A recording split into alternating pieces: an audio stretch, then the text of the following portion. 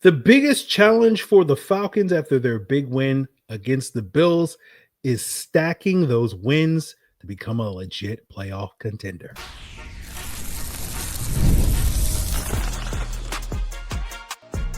You are Locked On Falcons, your daily Atlanta Falcons podcast. Part of the Locked On Podcast Network, your team every day. Welcome back, everyone, to another illustrious episode of the Locked On Falcons podcast, your daily Atlanta Falcons podcast, part of the Locked On Podcast Network, your team every day. And today's episode is brought to you by Game Time. Download the Game Time app, create an account, and use code LOCKEDONNFL for $20 off your first purchase. So today's episode, we are turning the page somewhat on the Bills game to look ahead to their next big challenge for this Atlanta Falcons team. We'll give you an update on Jake Matthews' injury status coming off of his injury that cost him the second half of that Bills game. And we'll get into some of the suggestions that many of you have offered in terms of renaming the month of October in honor of the Falcons' perennial success, as well as some other tidbits. But if you don't know me, I'm your very humble host, Aaron Freeman, a.k.a. Mr. Drew, a.k.a. Sirius Black, a.k.a. the Jolly Green Giant, a.k.a. Mr. a.k.a. the iron that sharpens the iron. And, of course, I've been covering the Atlanta Falcons for almost 2 decades, formerly at FalcFans.com, RIP, still going strong on this illustrious podcast. And I thank each and every one of you that goes strong with me as every dayers. That means you make this podcast your first listen each and every day. And all you got to do, become an everyday subscriber, follow for free on YouTube or wherever you listen to podcasts to get the latest episode as soon as it is available. So originally, when I was planning this out with the sort of rapid turnaround with the Monday night game, I was thinking, I'll be able to get the all 22 breakdown done. I apologize. That won't be the case. So what will end up happening for those of you, if you watch on Locked On Falcons on YouTube, you'll get 2 shows on Wednesday. You'll get the all 22 review and then the crossover Thursday. And if you're an audio listener, you're listening to this right now on Wednesday, and you'll get a second show later on Wednesday, which will be that all 22 review. And then, of course, the crossover Thursday will actually be on Thursday for the audio listeners. I know that's a point of confusion for some of the YouTube audience. It's like you call it crossover Thursday and the show comes out on Wednesday, and it's like, it's video comes out before the audio. But, and so I say that because we'll still continue talking about this Bills game in the next episode. And so if you're certainly in the mood to continue the celebration, you're still riding high off of this big Bills win, I'm going to apologize because the tone of today's episode is not going to be as celebratory as I'm sure many of you would like it to be with your continued celebrations, down the street in Buckhead and all that stuff. But that's an opportunity for you guys to, if you're not in the mood, you're not ready for quote unquote serious conversations about this Falcon team moving forward, especially this week against the 49ers. You can pause the episode and come back later this week. We'll be here, right? And when you're in the mood for that, then you can give us a listen. But we're going to look ahead to this 49ers game. And I'm sure, again, some people will see this as negative. I don't see it as that. But, we're going to treat this upcoming matchup like the 49ers are a legit opponent, right? And talk about this upcoming game. And obviously we'll get more into this specifics of that on the crossover Thursday later this week with Locked On 49ers, Brian Peacock. But, we're going to seriously take the challenges of the upcoming opponent as we do every single week on this podcast. And to me, that big challenge for this Falcons team is to not have the quote unquote trap game, the letdown game, right? You have a short week, you're going on the road, you're going up against an opponent that, that is quote unquote inferior that you should beat. And the Falcons can't fall into that trap like we've already seen them arguably do coming off that week 2 win on Sunday night against the Vikings and then continuing on the road against the Carolina Panthers and getting blanked in that 30-0 game. And so that's going to be a huge challenge for this football team. And obviously we're hopeful and optimistic that they will be able to answer that challenge. But until we get there, until we get to Sunday night, we won't really know. So, we see this all the time in the NFL, these big emotional wins, and then there's that sort of letdown game and the team comes out flat, especially given the short week and whatnot. And so, I think one of the strengths of this podcast is that we always tend to take each opponent very seriously. There's a reason why any given Sunday as a statement and cliche exists, because on any given Sunday, you can lose a football game, no matter how much better your perception of your upcoming opponent. And, I talked about this a little bit with the Atlanta Falcons UK show on Tuesday. when sort of discussing what is this team's playoff chances, right? And you feel right now, you feel great about the Atlanta Falcons playoff chances. Again, we talked about it in the lead up to this Bills game. This was arguably the toughest opponent on your schedule. You beat them. And so now you feel great about their ability to beat, pretty much anybody else on the schedule. But as I said on that show, and I'll say on today's episode of Locked On Falcons, if the season was over right now, the Falcons would not be in the playoffs, right? And we have 12 more games left. And you imagine a situation where if, given where the NFC is right now, this team is going to have to get to at least 10 wins in order to make the playoffs. And you feel real good. Hey, they beat Buffalo. They should be able to win at least 7 of their next 12 games at this point in time. Again, you feel great about those chances. But the challenge for the Falcons and the demeanor of this podcast is not going to be as celebratory as maybe people want it to be, because again, as we discussed, talking about week 3, but we've seen this, story before at this roughly around this area of the season with this Falcon team, not just in week 3, but last 3 years, right? 2022, 2023, 2024 was in that week 5 range where Desmond Ridder and Kirk Cousins had their best games to date. Week 6, that was Mariota in 22 against the 49ers. And around that week 7, week 8 range in all 3 of those seasons, the Falcons are in first place in the NFC South at that point in time. Now, that's not the case currently, and we'll see if they can catch the Bucs before the month of October ends. But basically, the point I'm here to say is, this has been a consistent through line with the Atlanta Falcons, and the vibes are always great in October. And then by the time we get to the end of the season, the vibes aren't great. But as we've said so often this offseason, this year is going to be different.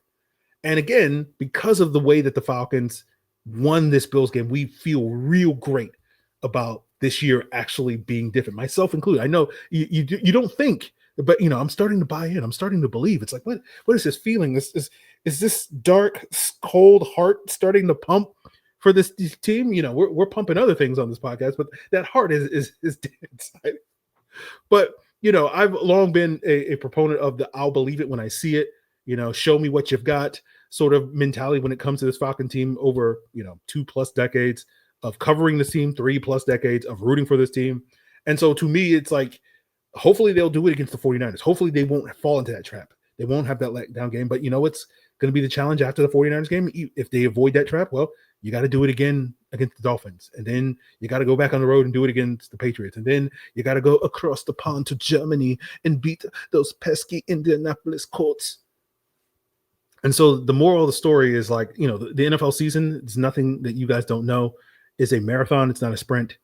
And, going into the season, I'm like, okay, though, coming out of that Thanksgiving weekend, week 13 game against the Jets, I'm shooting for this team being 6-6. That puts you in a position where you're not in a favorable playoff situation, but you still have a realistic shot to make the playoffs. And, there was a world where someone I think asked me during the summer, it was like, what's the best case scenario for the team? And it was like, yeah, I could see a world where they could be 9-3 coming out of that Thanksgiving game against the Jets if everything goes right for this team, if the defense lives up to its potential, the offense lives up to its potential, and that's starting to come together at this point in time. And so basically the point I'm trying to make is like, the door for the Falcons to walk that path now feels wide open.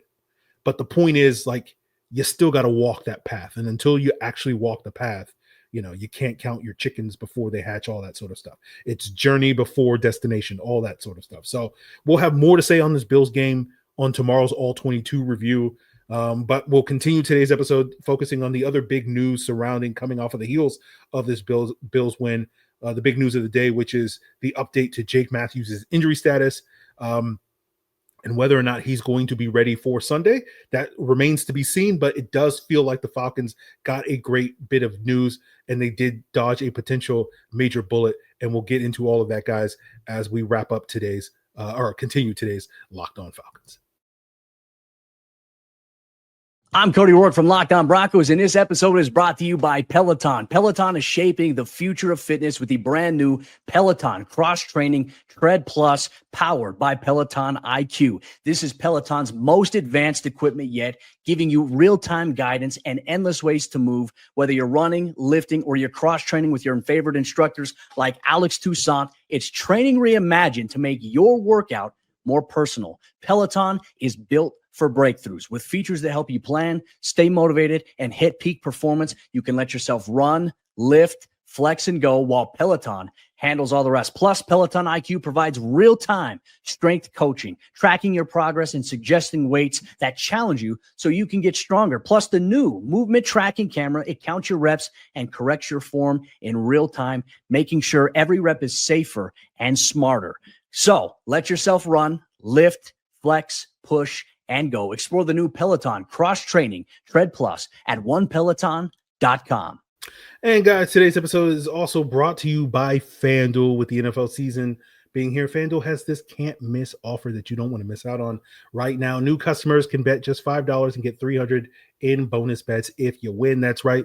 Pick a bet, put down $5, and if it hits, you will unlock $300 in bonus bets to use all across the app. And FanDuel's giving you so many ways to win, whether you're looking at same game parlays, player props, you want to bet the spread, you want to bet the straight up games, not only for football, but obviously basketball season's right around the corner. Baseball's still going on, as well as so many other sports, and FanDuel's giving you all those offers. But if you're looking ahead to the Falcons 49ers matchup, the line for over at FanDuel is the Falcons are 2.5-point underdogs, which I'm sure is a surprise to you, but I'm expecting that line to move in the Falcons' favor over the course of the week. So if you want to take advantage of this very favorable line for the Atlanta Falcons, if you're feeling frisky, what are you waiting for? Head on over to FanDuel.com and download the FanDuel app today so that you can get started.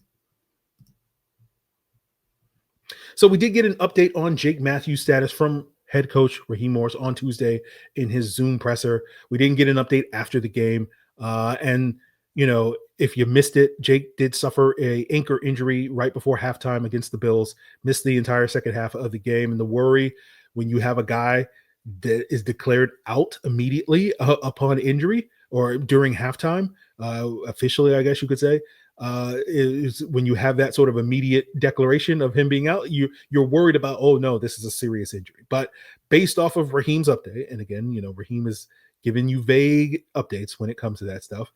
He mentioned that Jake is day-to-day multiple times. He said that relative to how he felt about Jake last night, which he didn't have really any feeling because he had no information last night, he feels good about where Jake is at relative to that. So, the question, of course, is going to be, does that mean Jake's going to play against the 49ers on Sunday night? And we'll still have to see on that front, but it's very safe to assume at this stage, I don't think Raheem would lead us astray on that and say those things if this was a major injury that was going to cause Jake to miss significant time. So maybe a week at most, but we'll see how that, again, we'll keep an eye on that. And for those of you, that either are, I guess, new to the fan base, you haven't been around for the last, 11 years, or you're just checking out the show today because you're like, hey, what's going on with the Falcons coming off that big win against the Bills? What's going on with Jake Matthews? I'm not familiar with your game. Jake has been a stabilizing force on this Falcons offensive line at left tackle for the last 11 years. Mr. Consistency, Mr. Durability. He hasn't missed a game since missed a start, I should say, since his rookie season. I want to say like week 16, 17 back in 2014. So it's like 180 some odd starts since then. Maybe it's past 200 at this point. I don't know. It's the number's too high. I can't count that high, right? I just ran out of fingers. But he's been this reliable player for all that time, right? And one of the things that the Falcons through most of that time have left Jake on an island when it comes to pass protection, and that allows them to have more flexibility helping out other guys when it comes to their pass protection with chip help and sliding protections to those guys. Now, with Zach Robinson, the last 2 years as a Falcons offensive coordinator, they have been a lot more, let's say, equitable, equal opportunity when it comes to giving help to Jake's side as much as they have to the right side with Caleb McGarry before, and now Elijah Wilkinson at this point in time. But if Jake was going to miss time, it would really throw a wrench into their ability to pass protect, because if you put his replacement in and he's not clearly not as capable as Jake, you're going to have to give that guy the help. And then that puts Elijah Wilkinson more often on an island. And you saw at various times against the Bills, and that could be exposed in future games where that's not always a great opportunity, great situation for a player like Elijah Wilkinson. So it's kind of a house of cards situation where, like, if you remove, one card, the whole thing kind of falls down. And Jake is one of those sort of, what's it when you structural wall, what is it called? You take that thing out and the whole house comes down. And so, we did see the Falcons have Mike Jarrell, who they traded for right before the season after Caleb McGarry suffered his season-ending injury. He filled in for Jake in the second half of the game.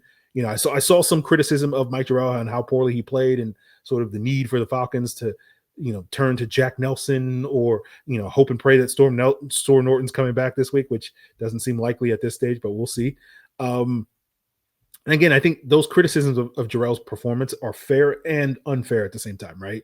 Because to me, it's like, it's fair that, like, he did not play great in the second half of the game, but I think it's unfair to have those expectations when he's thrown literally to a wolf in Joey Bosa, in your first NFL start at left tackle, and really your first extended opportunity to play left tackle in the NFL. And it's like, hey, go block Joey Bosa. And it's like, what do you want me to do? So, and I remember talking about this to the Locked On Falcons Insiders. I don't recall if we really took a deep dive on it here on the podcast after that trade. We talked a little bit about it, but, I did a full film breakdown of Jarrell's film, his rookie year in Seattle last year, as well as what he did this past summer in training camp before that trade happened. And basically my conclusion watching the film was that Jarrell was not this sort of plug and play starter that was going to come in and push Elijah Wilkinson, which was at that time what people were hoping for him, that he was much more of a long-term developmental project in the same vein as a Jack Nelson, the Falcons' 7th round pick in 2025, with the idea that, as we explained with Jack Nelson, this is a bet that Terry Fontenot, the Falcons general manager, is hoping kind of pays off in 2027, not really before that point, being that developmental option with Jarrell. And 2027 is the point where the Falcons can realistically move off of Jake Matthews and Caleb McGarry, both tackles for the Falcons that are locked in through the 2026 season, but both on the wrong side of 30, if need be. And as I explained to the Locked On Falcons Insiders, and again, you can check out that breakdown in the link in the description below at joinsubtext.com/LockedOnFalcons. You can get that breakdown for free right now, 14-day free trial, then $4.99 a month after that point. But basically, I broke it down, and I think I talked about this on the podcast, which is that, the darts that the Falcons are making, the bets that the Falcons are making, whether we're talking about Mike Jarrell, Jack Nelson, picking up 2 practice squad players and Carter Warren and Ryan Hayes, they're just 4 dart throws that the Falcons are making, and kind of hoping that one of these guys will hit, either turning into an effective swing tackle or potentially a long-term starter. But it's based off of the idea that the Falcons kind of punted at the offensive tackle position until selecting Nelson this past year in the 3 previous drafts, and they went out before the season and added a bunch of guys from those 3 previous drafts, and just kind of hoping that this would sort of make up for all that lost opportunity, and the idea that, like, Jarrell was going to come in and hit the ground running, So we'll see if we get more of Mike Jarrell. We'll see what the timeline is for Storm Norton in the future. But hopefully we're not going to have to accelerate any of those timelines, that Mike Jarrell is going to have to come in and give you starting caliber play right away, or that Storm Norton's going to have to come back sooner versus later, because Jake Matthews is not going to miss any snaps moving forward. But given it's a short week, the expectation for me, at least as we sit here today on Tuesday evening, as I'm recording this, is that we probably won't see Jake that much in practice. He'll either be held out or very limited in practice all week to try to get him ready for this 49ers game. Now, fortunately for the Falcons, we don't have to worry about Nick Bosa, because if Nick Bosa was healthy and playing in this game, going up potentially an injured Jake Matthews, a less than 100% Jake Matthews, or a quote-unquote backup caliber tackle like a Mike Jarrell or Elijah Wilkinson or anybody else really on this Falcons offensive tackle depth chart, we would have to pray for the safety of Michael Penix at that point in time. But it does mean no Nick Bosa. It's a non-issue, because Bryce Huff is off to looking like the Bryce Huff of New York. And I remember when Storm Norton had to block Bryce Huff in that Jets game in 23, Bryce Huff was like, Debo snatching that chain, taking his lunch, bullying him throughout that game. And Michael Williams from what I've seen and heard is off to a pretty solid start as a rookie there as well. So those guys are certainly capable of taking advantage of lesser tackle play if that is what the Falcons are going to get on Sunday. But we don't quite face a Nick Bosa over the next couple of games, but there will be certainly capable pass rushers over the next few games that also can take advantage of that. So that will be something that we will have to monitor. We won't get into sort of the trickle down effect, how it will potentially impact play calling. But it certainly is a good thing that the Falcons' quick passing game is operating so well as of late, because if this offense was this sort of bombs away, sit back, and sit back and 5-step, 7-step drop offense that some people envisioned it to be, having a potential setback like this in pass protection, whether that's with a backup or, Jake Matthews playing at, 87% or whatever it is, that would be a major challenge to that version of the Falcons offense. But the quick passing game, so I think the Falcons will be fine navigating this, even if Jake isn't the normal sort of stable, consistent Jake that we have seen as of, the last 11 years. But, hopefully we won't worry about it. We'll keep an eye on it. But we'll wrap up today's episode talking a little bit more tidbits that aren't necessarily related. Well, one of them is related to this Bills game, talking about the run defense, looking at the stats and whether or not that's no longer an issue for the Falcons defense. We'll also give an update on the Penix pump meter. And we'll also discuss, some of the new names for the month of October, should the Falcons continue to play this well this month. And we'll get into all of that as we wrap up today's Locked On Falcons. So with the NFL season back, there's nothing better than getting into the stadium. And I know if you want to head on over to Santa Clara and Levi Stadium to cheer on the Falcons in primetime, you want a hassle-free experience when it comes to buying those tickets, and Game Time is going to give you that. It's the app that gives the advantage back to the fans. It's a fast, easy way, and it's backed by the Game Time guarantee, which means you'll always get 100% authentic tickets delivered on time at the best price. Plus, with all the fees included, the price you see is the price you pay. And, what you see is what you get with those panoramic seat views. So you can find the perfect spot in Levi Stadium to set up. So why not take the guesswork out of buying tickets by downloading the Game Tab app, create an account, and use code LOCKEDONNFL, and you'll get $20 off your first purchase. Terms apply. Again, redeem code LOCKEDONNFL for $20 off. Swipe, tap, ticket, go. Download Game Time today. Now, when you're hurt on the job, do you know what you're entitled to? Well, attorney John Foy does. Lost wages, medical bills, rehab, therapy. You should be getting all of this and so much more. The system doesn't make it easy, but John Foy and Associates does. Everyday attorney John Foy and Associates help people get the money and benefits that they deserve after they've been hurt on the job. When it comes to workers' comp, it pays to know what you're entitled to. And the strong arm can get you the proper medical attention, pay off your medical bills, and get you on a path to good health. And the best part is you pay absolutely nothing until John Foy wins your case. No upfront costs. So let the strong arm cut through the insurance company nonsense and fight to get you every dollar. Call John Foy and Associates today at 404-400-4000. That's 404-400-4000. Or visit johnfoy.com to get started. They don't settle, they win. Get the strong arm. Call attorney John Foy and Associates today.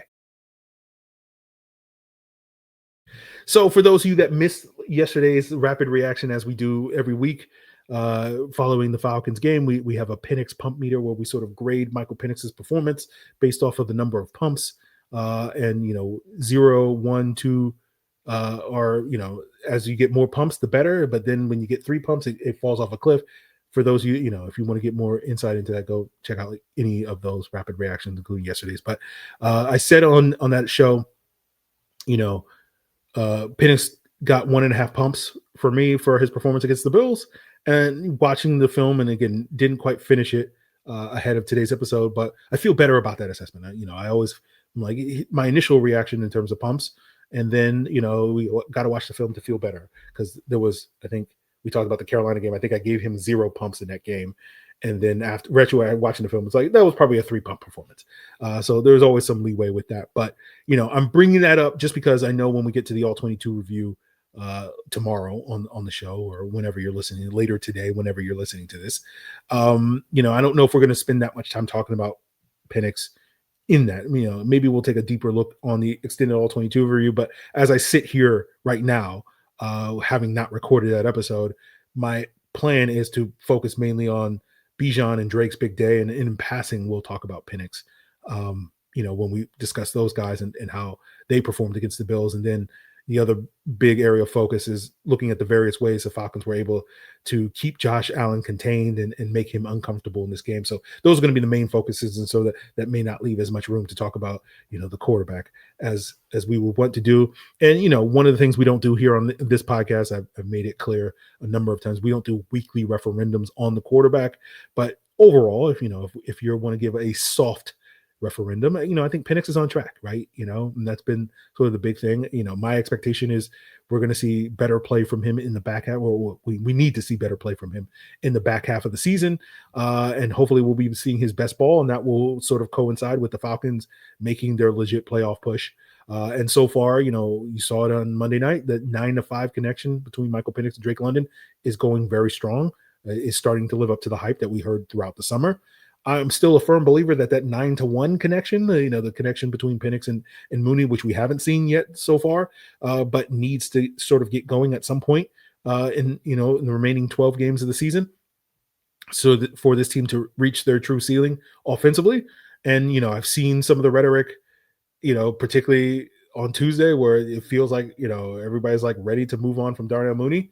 And I'm sure this will be a bigger topic of conversation with the trade deadline coming up over the next 3 weeks. And I've seen a lot of people, we should trade for Jalen Waddle and Jacoby Myers. And, we're not going to get into that on today's episode, but I definitely do not think the Falcons need to be buyers at this trade deadline. And I don't really think there's much opportunity for them to be sellers of note at this trade deadline. So I expect it to be a quiet deadline, but we'll see how these next couple of weeks go. But, it's funny to me with the Darnell Mooney stuff, because no one seems to buy more into the whole idea of like availability is the best ability. But I think with a lot of fans, it's like availability is the only ability. And so that feels like that's fueling a lot of the hard turn against Darnell Mooney at this point in time, because he's basically out of sight, out of mind. And I also think it's funny just because, like, for those of you that are certainly everydayers and insiders, that I was reluctant to, praise Darnell Mooney for the first like 8 games of the season. And then I was, that Cowboys game last year in week 9 was kind of like, okay, well, I can't be stubborn and in denial about, Mooney's, greatness at this point in time. And it's just funny to me because like I was too low on Mooney last year, and now it feels like I'm the only person, still like, oh, Darnell Mooney's good. And I don't feel like, since that turn in that Cowboys game, I feel like I've stayed the same, but it feels like everybody else has gone from one extreme of being like extremely high on Darnell Mooney to like extremely low on Darnell Mooney. So I still think there's a lot of untapped potential. Like I think this offense essentially has only reached like 50% of their ceiling until they can get that 1-2 punch at the wide receiver position going for Mooney and Drake London.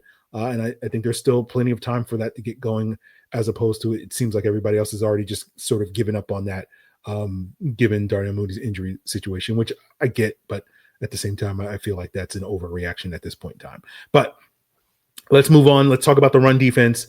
We won't spend too much time on this. The success rate allowed for the Falcons against the Bills was 68%. For those of you not familiar, that's very not good. Right? That's terrible run defense when it comes to that. But as I stated last night, because the Falcons were able to get off to a fast start, play with a lead, it kind of forced the Bills to abandon the run game in the fourth quarter. Now, we've talked throughout the first month of the season about how, the Falcons run defense when they're in nickel is bad and the run defense against base is good. That kind of flipped last night because the success rate allowed on the 6 runs that they had when they were in nickel was 50%, which is not good, but relative to what we have seen the previous 4 games is an improvement. But their success rate allowed the Falcons, that is, when they were in base defense, was 77%.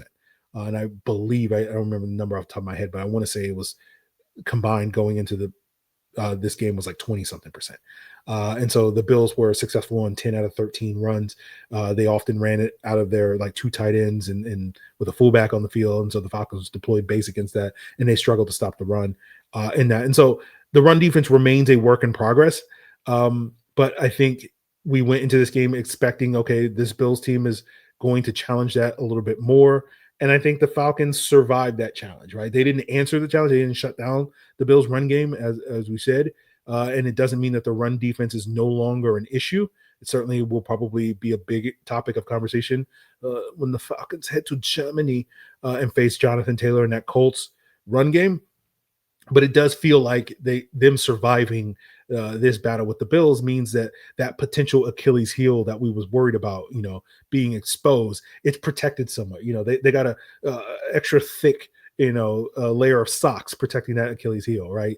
And we'll see what they do this weekend against the 49ers. We know the 49ers run game has not looked at its usual high standard. It's a kind of a down year, but the last thing we want is for them to have a get right game when it comes to the run football. So it's something we're going to keep an eye on, but because the Falcons were able to, check 2 out of those 3 boxes, the run defense being one of those boxes, the other 2 being pressuring Josh Allen, containing his scrambling. And they were able to check both of those at a high level. And then you had a 4th box theoretically checked with the offense getting off to a fast start, which is kind of your best defense for the run defense. It meant that, the fact that they weren't actually able to physically stop the run against the Bills didn't really hurt them that much. And so, over the course of 12 games, we'll probably see some games where they won't always be able to check all those boxes, and the run game weakness will rear its ugly head. But we feel, we'll see how it all plays out. But you feel a lot better, like, okay, well, maybe that's only going to happen like 3 times over the next 12 games, as opposed to like 8 times over the next 12 games. And obviously we'll see how that goes. But we'll wrap up here with some suggested names. That was one of the things we ended yesterday's show with, like, we had Kirktober last year, and we need a new name since Kirk is, hanging out on the bench, keeping it warm for our guy Easton Stick. But we wanted to have some suggestions for what we would rename the month of October, given going back to an earlier point where the Falcons play so well in the month of October. And you guys answered that call and gave out some suggestions. So I'll share my thoughts on some of them. One of the ones I threw out on yesterday's episode was Falktober, more of a general one. Another one I kind of liked as a general one was Flocktober. Another one I heard was Swagtober. Mike Tober was also a popular one. The reason why I'm not as high on Mike Tober, I think eventually we'll hopefully get there where we can consistently say, oh, October is Mike Penix's best month, but we're not there yet, right? The reason why it was called Kirktober, because Kirk consistently over the course of his decade plus long career consistently played some of his best football in the month of October, and you got to earn that as opposed to be given that. So we need to see that, and so that's why Mike Tober and Pumptober don't quite fit. Rawtober fits a little bit better in honor of Raheem Morris, because we've seen it the last 2 years, but this feels like a phenomenon that goes beyond Raheem Morris for this Falcon team. Bricktober is another one I like, but again, we need to see this defense maintain this level of play before we can really say, give it in honor of Jeff Ulbrich. Another person suggested Octobenix, which is, switching the rhyming scheme, I guess you could say, the naming convention on that one, in honor of, Michael Penix there. But again, for the aforementioned reasons, we'll have to wait and see. Draketober is another one that I liked. We'll see if he can continue maintaining this. Ninetober is another one in honor of Michael Penix. Robtober, I'm assuming that's in honor of Bijan Robinson instead of Zach Robinson. But, Bijan already has his month. It's Bijanuary. So we're just waiting for the Falcons to get to Bijanuary so we can go hard on that one. But, a lot of good suggestions. Would always, again, appreciate all the feedback that you want to guys provide, which one you like. Again, I like the more general ones of Falcon, Flocktober, but, I'm sure you guys have your opinions. And so, obviously this will be subject to change, because depending on how this month of October goes and what is the consistent theme of the month of, Drake London, Michael Penix, the defense, or whatever, sort of stepping up, will sort of make the adjustment. But, just planting those seeds early, because, we love a good meme on this podcast. We love to run a good joke into the ground to make it a bad joke here on this podcast. So we will see what's what on that. So always appreciate you weighing in on that. If you want to leave a comment here on YouTube, you want to hit me up as the Locked On Falcons Insider at the link in the description below at joinsubtext.com, as well as get access to that extended all 22 review later this week. You can do so. You can email me at lockedonfalcons@mail.com. You can hit me up in the Discord, link in the description below for that as well. Hit me up on Twitter, Locked On Falcons. Not tweeting that much outside of one day a week. Really got into it with folks on what are the Falcons' biggest needs today. So always appreciate that. But yeah, those are some of the areas where I would love to hear your feedback on, what's this naming convention that we're going to adopt now that we can't push Kirktober in the year of our Lord 2025, or hopefully we're not pushing Kirktober in the year of our Lord 2025 because, we want to see Michael Penix out there. But that's it, guys. We'll be back today or tomorrow, depending on when you're listening to this, with a extended all 22 review, or within a regular all 22 review. And then we'll be moving officially on to the 49ers game with that crossover Thursday, either today or tomorrow, depending on when you're listening to this. Tomorrow, I guess, technically, regardless of when you're listening to this. And so we'll keep this thing rolling. So appreciate you. Continue to make us your first listen by checking us out on YouTube or wherever you listen to podcasts. And if you want to get all the updates on what all the other teams in the NFL are doing now that they're jealous of the Atlanta Falcons, you can check out Locked On NFL, 2 shows daily. It's all part of Locked On Podcast Network, your team every day.